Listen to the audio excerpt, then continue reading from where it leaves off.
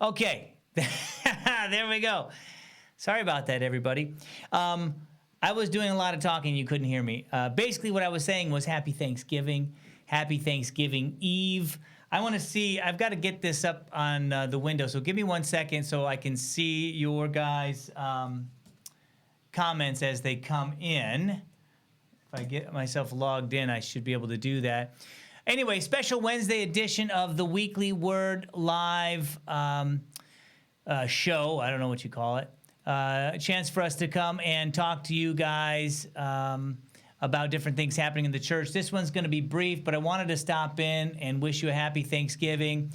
Couple of things that you should know.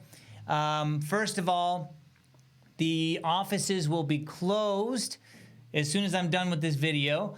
Of course, the rest of today, Thursday, and Friday as well. So, you know, phone calls, emails, that kind of thing. We're kind of going to lay low. Pastor Jan, Pastor Matt, myself, Joel, we're going to hang out with our families and all that. So if you have any needs, just kind of hold on to those. If it's an emergency, of course, you can get in touch with us. As always, we monitor the Facebook groups LifePoint Family and LifePoint Care. I don't know if you guys are aware of those. I'll show you real quick on the screen if you want to take a look. But if you're in Facebook, and all you got to do is do a quick search for LifePoint Family, and I think you'll see the group here. If you're not a part of that group, you're welcome to join that. We let anybody join that group. All you got to do is request access, and we'll let you right in. And then also we monitor the LifePoint Care Ministry group. I'll show you that too. And the LifePoint Care Ministry is for sharing different challenges that we have. If you have something that you need to be prayed for, if there's something going on in your life, that's where we put that. So anyway, Thanksgiving, office is closed. We will look forward to seeing you on Sunday, though. Now, this last week, we held our annual partner gathering. This is a thing we do once a year.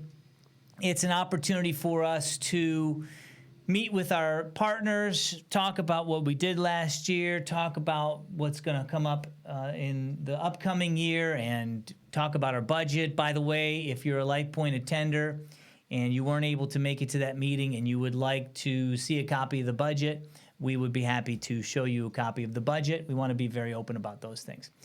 But one of the things that came up in the partner meeting was something I wanted to share with you and see what you think. And so what you can do is comment right now as you're watching and let me know what you think of this idea. But one of the things, as we looked back, a couple people brought up the fact that they would like to see more discipleship opportunities. Now, discipleship is basically the process of becoming more like Jesus, is a good way to say it.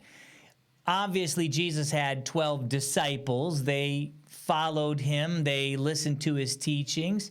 And their whole point was to learn what it was like to live a life like Jesus. And as Christians now, we need the same thing. At LifePoint, we don't have a very specific discipleship program. If there's discipleship happening, it's because people are getting together and they're sharing with each other. They're helping each other grow, but there's no process. And so the idea was, what if we had a process? And it would probably look like this. We would have some volunteers who are spiritually mature enough to take another person under their wing and disciple them. And we would provide some training for these mentors, for these leaders, in what it looks like to disciple another person. And there would be a process that you'd go through, and also then you would either be assigned or matched up with somebody who is looking to grow spiritually, maybe a newer believer. Obviously, we'd pair men with men and women with women. And, probably older with younger, that kind of a thing. The idea is you could learn something about being a believer by learning with somebody else. So my question for you is this. Does that sound like something that you're interested in doing? Either as a leader, a discipleship leader, or as somebody who would like to be mentored, somebody who would like to be discipled. I think the interesting thing is that at some level, all of us could be discipled by another person. It's not like there's people who know stuff and people who don't. There's really just people who are further along on the journey or the process. But I think it was a good idea. I think we're going to try to do something with it, but I would like to know if you're interested, if you have questions about it, if you think maybe you're ready to disciple somebody, or maybe be discipled yourself, or both. Maybe you could be discipled by somebody who is maybe a more mature believer than you are, and you have some things to gain from them. And then you could also disciple somebody who was a newer believer and could learn some things from you. So if you're interested, put that in the comments. Let me know what you think about that, and be on the lookout for that. By the way, it was a good meeting on Sunday. We did talk about the fact that the church attendance has been a little bit down, but that's not necessarily always a bad thing. I feel like the church is stronger than ever, really, and very healthy. Just some of the numbers aren't there, and maybe it's because the culture is changing, but it was a good meeting, and we shared a lot of things. Some of the exciting things coming up next year you'll be hearing more about, but we're actually going to start something like a Sunday school.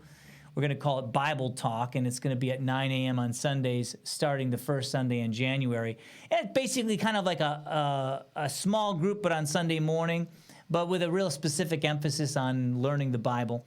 And then the men's ministry, the brand new men's ministry called Ransom Warriors, will be starting up, and a bunch of other things. So it was a cool meeting, and we're looking forward to a brand new year at Life Point. By the way, don't forget, Christmas is around the corner, so if you haven't made your plans yet, we have our Christmas Eve service, 4 and 6, and of course, Christmas stuff starts officially on December 8th. So not this week, but if you come on December 8th, you're going to see lots of Christmas carols and all the good stuff.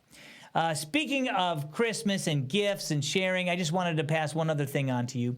A couple of weeks ago, we had our Resound Night of Worship, and it was an exciting night of worship.